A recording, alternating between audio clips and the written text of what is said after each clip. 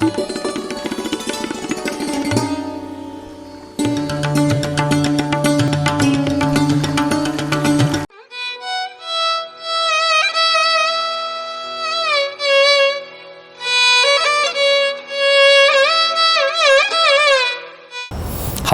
and welcome to the second episode in our series on women's mental health. In the first episode, we asked the question why to focus on women's mental health, what are the different mental health problems faced by women and where to seek help, and we found information about this from our expert. In this particular episode, we will focus on a specific disorder called pre-menstrual dysphoric disorder. Come, let us meet our expert.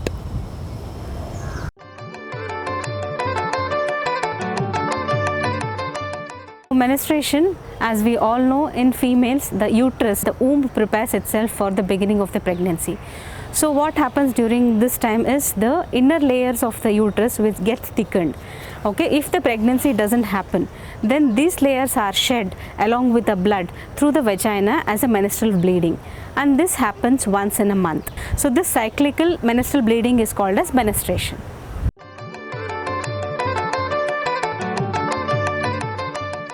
It consists of three phases. One is follicular phase, the ovulatory phase, and the luteal phase. So in follicular phase, there is a increased secretion of estrogen, which in turn actually helps the thickening of the uterus, inner layer of the uterus.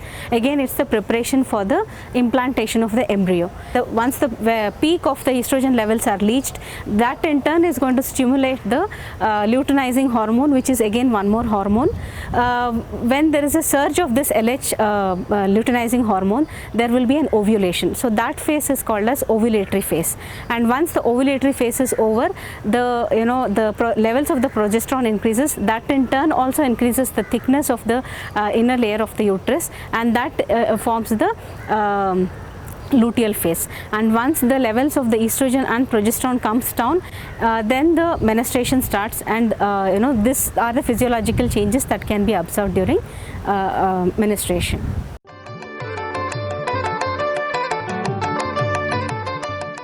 As we all know, the menstruation is a very important part of a female, and there are a lot of hormonal changes that are happening during this period. These hormones, mainly the estrogen and progesterone, have an important effect on the mental health as well, through probably serotonin. For example, when the onset of the menstruation happens, that is menarche.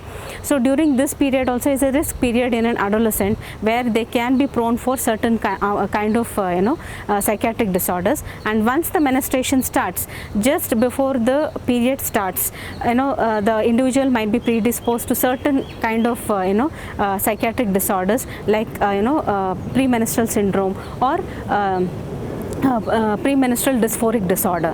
And once the period stops, these symptoms also stops. And when the in a person, when they attain menopause, that time also they will be predisposed at risk for certain kind of psychiatric disorders.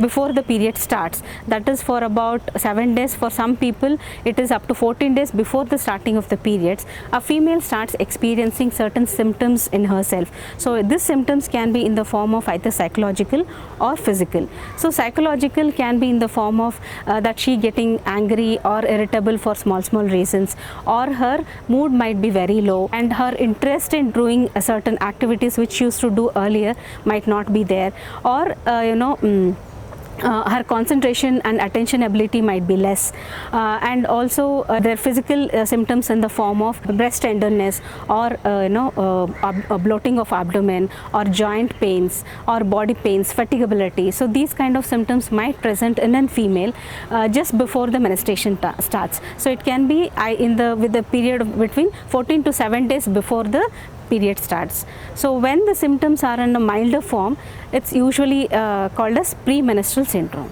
Most of them do experience, but they will be able to overcome it. But if the severity becomes too much, then it becomes the premenstrual dysphoric syndrome. That's when they start taking help.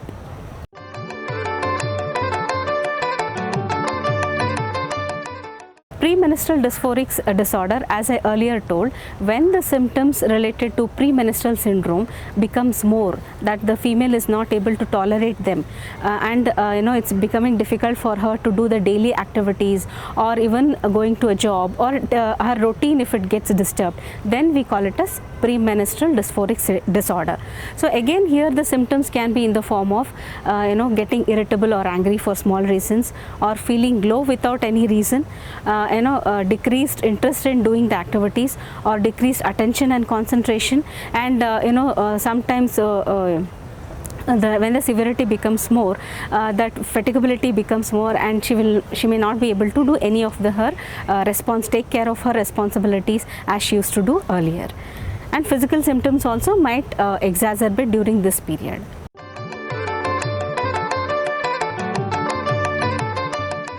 PMDD can be diagnosed through the symptoms that I already elaborated on, and also like PMDD with all the symptoms, if it is present, it has to be present just before the period starts. That is from 14 days before the periods, or even 7 days. For few people it starts 7 days before the menstruation, and it completely stops after the once the menstruation starts, or just before the menstruation. So that is one of the clear-cut indicator towards PMDD, because in females they are also at risk of having depression and other anxiety disorders as well. So but whereas PMDD, it's clear that it is present 2 weeks or 1 week before the menstruation, and it stops after the once the menstruation starts. So this is one of the very important way of diagnosing the PMDD. And also they start complaining that because of these symptoms there are difficulties in their life, where they are not able to do their daily activities or go for work regularly. So these also as an indicator for the diagnosis of PMDD. There is no specific sort of blood investigations that sort of detects the PMDD, but also very important thing is we'll have to rule out other comorbid depression and anxiety, and also that any other medical comorbidities like that of thyroid disorders in a female, which might predispose them for other psychiatric disorders. So those things have to be sort of ruled out before confirming that it is PMDD.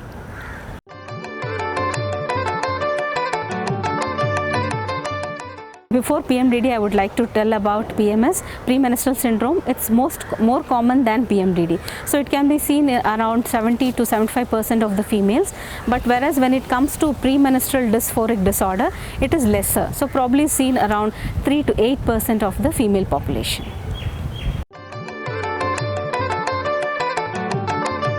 When it comes to treatment options, so first let us look at the conservative or the non-pharmacological management.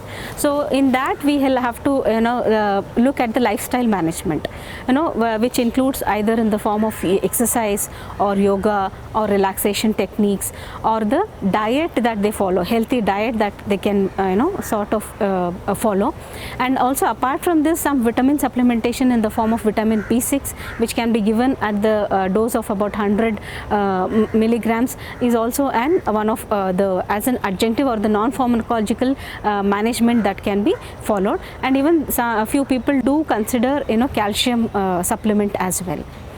This is about the conservative management. When it comes to specific treatment for PMDD is where we use the pharmacological way, where pharmacologically we most commonly used one is the SSRI, that is selective serotonin reuptake inhibitors. So it might be in the form of such as fluoxetine, sertraline, then paroxetine.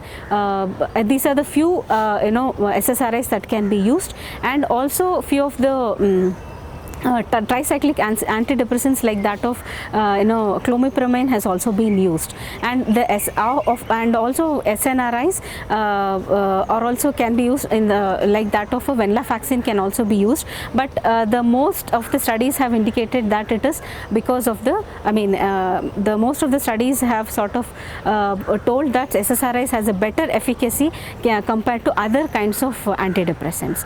And apart from the antidepressants, they also do do consider, you know, hormonal supplements in the form of estrogen or you know, progesterone, which can be given in the form of oral contraceptives. And last but not the least, very rarely used is gonadotropin releasing hormones can also be used, but it is you know, considered probably as a last option when nothing else works. So these are the brief you know, pharmacological interventions that can be considered.